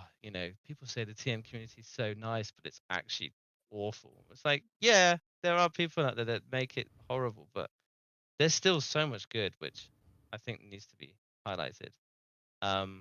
But if we were to highlight the bad for a second, What if I we mean, got back in the day, team rivalries, Acer versus Dignitas was probably the worst rivalry there was. I don't know if there was one before that, but Acer Dignitas, Bergie, Frostfuel, I mean, horrendous. Horrendous. Bergie, Frostbill, I do like Frostbill is a very passionate person, but I think before that, the better rivalry was Frostbill versus Nadio. That was probably... yes. Well, I mean, that was probably one of the worst, because obviously he didn't get paid, did he? No, I think that was the SWC specifically, but I don't know if that's Nadio or like. But Yeah, either no, it way, would be I Nadio, know but Nadio as well would be I horrendous. distinctly remember WCG 2009, the first instance of cut mode. I think it was just after the final. Frostbuel and Hylas just at it, like full on argument. You know, basically like shouting at Hylas. But he was always like that. He did not know how to shut up. But he was just so passionate, like so passionate. Going on a slight tangent, thinking of it, Hylas, him at the 2016 World Cup, explaining chase mode to me and Carl was probably one of the funniest things I have experienced ever, because he was just like, yeah, so it's just like, it's like bikes around a circuit, and me and Carl just looked at each other and were like, what the fuck are you talking about? This is the worst idea you could have ever had. Like, chase was great, it was funny, it was fun, it was never going to be an esport, but when he was trying to tell us like, this is the next big idea, this is so good, and it's like we looked at each other and went, what? And it's so cool, you guys mentioning all those big names and like the way you all met up back in the day and the camaraderie. I think us as a community and like the admins, we made it a clear goal that in the future we want to have a BATM Milan, or we want to have one in the UK, and that's clearly something we want to do. And it would be so good to have something like that, attract those big names and really show what we could do sort of on that offline kind of thing. That's not a leak, by the way, nothing is in the works. Babz has confirmed it's coming in 2023. There's going to be a LAN, it's going to be huge. Yeah, but have a LAN with all the British people, and then potentially like some like cameos from outside. Yeah. Yeah, be sick. Yeah, so if anybody's listening, who can help out with that, who has that same ambition, we're always open to ideas. I also just want to, while we're on the topic of players versus Nadeo as well, circle back to just the kind of development of the esports scene over the last decade or so. Because, you know, competitive HotSwat when you were playing was tech. It was a lot of tech. There was a lot of tech at the top level. And obviously, you know, the most recent esports maps and those Grand League style maps are big focus on mixed with the identities. And just, I don't know, thoughts on how mapping has developed at the top level as well, on how competition style has developed at the top end. Is it positive in your opinions? I mean, is it a nice change away from tech? Would you prefer to see it move back to more just focused in on specific types of driving style, like more clearly defined tracks in terms of here's a tech map, here's an ice map, you have to play both of them? I guess I can comment on that real quick. I feel like it's been funny for me to come in and just be such a grandpa in the community, being like, what's a speed drift? What's gears? What a gears? Oh okay. man! Oh man! Bug slide. What's a bug slide? Okay. And then obviously ice and yeah, it was just not a thing. You didn't worry about gears most of the time in TMNF tech, at least. Like, you knew that they were there intuitively, but you never had to actually worry about them. I think there's a lot more to work out. There's a lot more to try and understand. I think it used to be more plain straightforward, like what you see is what you get, apart from Ramstein bugs, which just made no sense whatsoever. But no, I think just remember watching World Tour and just being like, what the fuck is going on? Like, at certain points, it's like there is like so many bug slides and stuff, but it's also there's more to watch. There's more different surfaces. There's more complexity to it. So that's not really an answer on whether I prefer it. I think overall I prefer mixed. I think there's more going on. It's more interesting. BIPC one was kind of like a weird kind of mix of mixed and like a lot of tech as well, which I like. It was a perfect gateway drug for me. But yeah, that's overall mixed is good. I like the direction. I think BIPC definitely helped a lot of guys from the past get into it a little bit. I think because if it was just like, right, guys, here's half the map of ice, let's go, come on, and you guys would be like, not fit this track potentially, or you guys might be like, oh yeah, we'll give it a go. But I think it helped BIPC be a bigger event than it would have been if it was TMGL style. But I completely agree with HotSwat here. Like, obviously, I mean, I play all this stuff anyway, but the movement from tech to the maps nowadays in terms of mix style, I totally think it's like one of the best things that could have happened, because tech is not boring, but it is just the same. There's not really much, like most concepts had been done by this point, whereas with these new maps, like, you're going to get new things all the time, which is great. And I think it's kind of crazy to see. It's like, obviously Zerator had this whole weird style, fine, like that was entertaining to a point, but I think people sleep on the fact that Frostbill came up with the Stadium Esports League back in I want to say 2017, where it was mixed maps.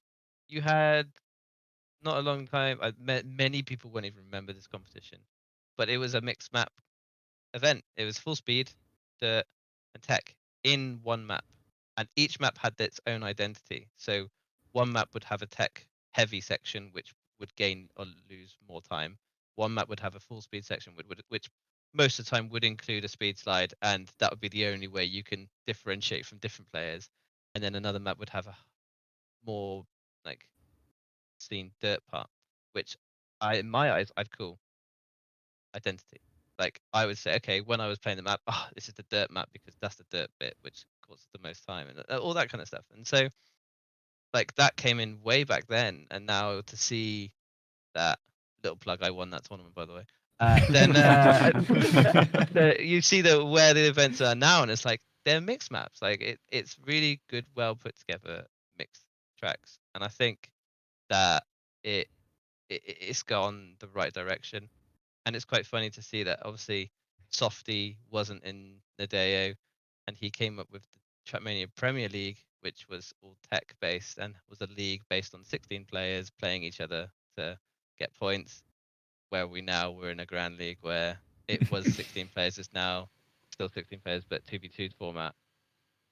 I think Softy has done probably the most in revolutionizing the esports in Trackmania, and Nadir have fed in ideas here and there to him, but at the end of the day, Softy has sort of driven where this is going, and I think when he's stuck to his ideas, it's been probably the best, and it's going in the right direction. I really hope there's more movement in Trackmania Esports and sponsoring and things like that, but where we're at now is a really good point, and hopefully you can only just push on further from where we are and help it grow even more. I mean, look, speaking as someone who spends a lot of time watching Trackmania Esports rather than, playing as much Trackmania as I'd like to, it's a very watchable esport, Like, it is genuinely, unlike some other esports, you can point someone at a screen, show them two cars driving fast on it, and be like, look, the car that's going faster is winning. Isn't that cool? Because it's doing cool things. And people will be like, yeah, you know what, that is cool. And they download the game, they try it, and they're like, you know what, this is a really fun game to play as well. Even when you are just starting out learning, it's a great game to learn, because the first time you get like a proper slide, the first time you nail a corner, I mean, it feels real good. And I've definitely, I don't know if anyone else has had the experience where you introduce a friend to it, and then you get a message at like 3 a.m. the next morning, and they're like, I'm gonna get gold on this map. I know I can get gold on this map. Like, I think that's probably what we need to be doing with BIPC2 coming up. Obviously, we had the sad news that Pac isn't going to be able to be, playing in this one, but hopefully that will, get everybody who is going to be playing, like, go put on a good show. So when Pac is watching it at home, he's like, Thing is, well, though, I want to say this, like I was going to say it earlier, but like, it's crazy that I would not be able to just turn up now and do what I did last time, which was I would set my times.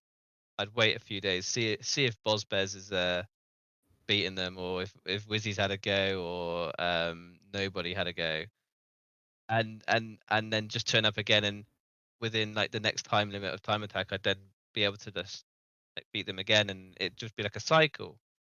Whereas now, I'd have to like actually spend a good chunk of time to beat players, or even get close to where these guys' levels are at now, which I think is really cool to see. Like, you've got Boz, you've got Dvin, you've got Epos, you've got Crystal getting better, you've got obviously Saber. If he wanted to come back, he would be pretty decent. And you got all these other names, which I'm still countlessly naming because I don't even know who the top people are in the UK scene anymore. Got a special mention to Hendo and Acros because they're top dogs. But like it's crazy to see that these guys are getting better. It's like when we did BIPC one, like to not put it too harsh, but Hendo and Acros were not where they are now. Like and I was seeing them improve then in like the matter of weeks that there was a BIPC, and now where they are now, it's so cool to see. And like I'm looking forward to just watching the event, if I'm honest as well, because see where these guys have got to from where I've seen them before and played against them is going to be really cool to see. Yeah, I remember when we were talking about the first BIPC, it was a lot of boomers in the semis. Like there was probably like 5 or 6 people who played the game for like at least 6 or 7 years, and I think it's just going to be a whole different thing this BIPC. I think it's going to be we'll be lucky to get 1 or 2 boomers in the semis. I'm hoping. I'm looking forward to it. I think we're gonna have to wait and see. And as a reminder, BIPC2 is kicking off very soon. The maps are releasing on Friday. The time attack is starting at the same time as the map release. It will be running for a week. And that will be your opportunity, to people listening at home, and I mean the few of us who are here talking away, to have a good go at it and compete and hopefully make it a great competition. Yeah, absolutely. And I see Liffy has just jumped back in chat to say you're still live. And I think that's a great time to start to wrap things up and say thank you very much to our two guests here. HotSwat, Pac, an absolute pleasure to have you both on. Pac in particular, you've been with us since the start of this evening. You've had to answer a lot of questions. You've been very gracious about it the entire time. It's been a pleasure. Thank you guys. Thank you for having me. It's what to find out there was a podcast and also to join it. Like, it's weird. I've been watching so many podcasts lately, and it's nice to hop on one and actually have just a nice conversation, isn't it? So thank you guys for having me. Thank you for having the questions ready, and I really appreciate your time for doing this. Thank you. I think even if we haven't had the questions ready, we'd have had plenty to talk about, because I think most of them were just questions that came off the top of the head when we saw you agreed to come on. HotSwat, similar story. Genuinely a pleasure to have you on. I think this is the first time we've actually managed to talk, because I never managed to join VC. So, nice to finally actually chat to you, and great to have you on to talk about what was going on with the scene, where the scene has gone since then.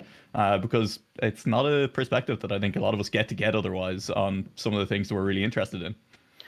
Yeah, it's good to be able to be the old veteran talking your ear off about my has-been stories, There's still plenty of the future, BIPC2, you can make some new stories in the future. HotSwat, 100%. You just gotta, I don't know, quit the day job and start grinding a bit again. It seems like the future is wide open. Anyone, in fact, could do that for BIPC2. We don't recommend it. You probably should keep your day job if you have one, and playing BIPC2 on the side. Actually, I'm still in my office right now. So well, you know what? That's I'm sure that's fine. Just start practicing Trackmania during work hours and tell them it's for a project. That's it'll work out. Either way, thank you very much to everyone for joining us as well. Cuppa The Day will be back again next week at the same time with plenty more to talk about then, and more BIPC2 news, everything going on in Trackmania. We'll see you then for another episode.